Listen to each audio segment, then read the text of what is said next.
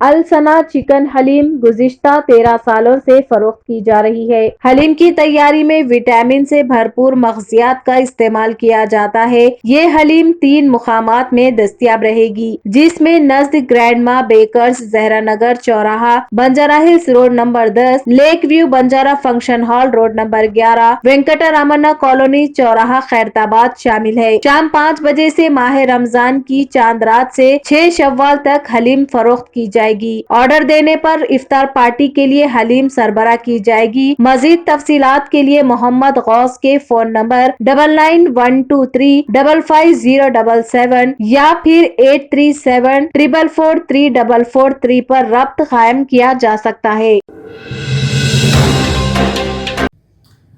آداب ناظرین، سیارہ نیوز ٹی وی سے میں سید افروز۔ آئیے نظر ڈالتے ہیں کچھ اہم خبروں پر۔ الیکشن کمیشن آف انڈیا نے کرناٹک میں الیکشن کرانے کا اعلان کیا ہے۔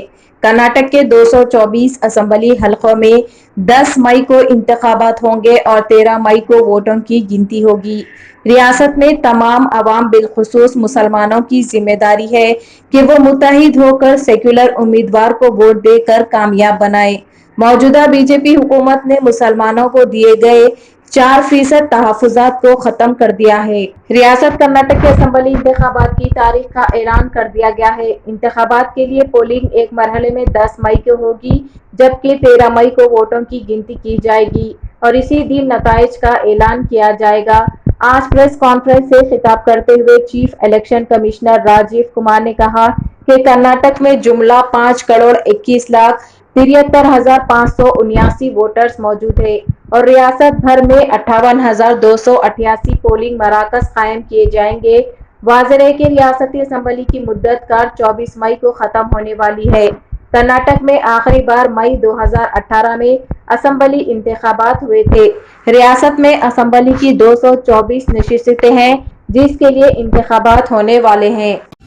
راجندر نگر پی ایس میں ایک سڑک حادثہ پیش آیا، یعنی کہ آٹو رنگ روڈ پر لارڈز کالج کے قریب گچی بولی سے شمشاباد روڈ کی جانب راستے میں ایک لاری کو سڑک پر روکا گیا۔ ایک تیز رفتار کار لاری کی پچھلی طرف سے ٹکرائی، جس کی وجہ سے کار لاری کے نیچے جا گری۔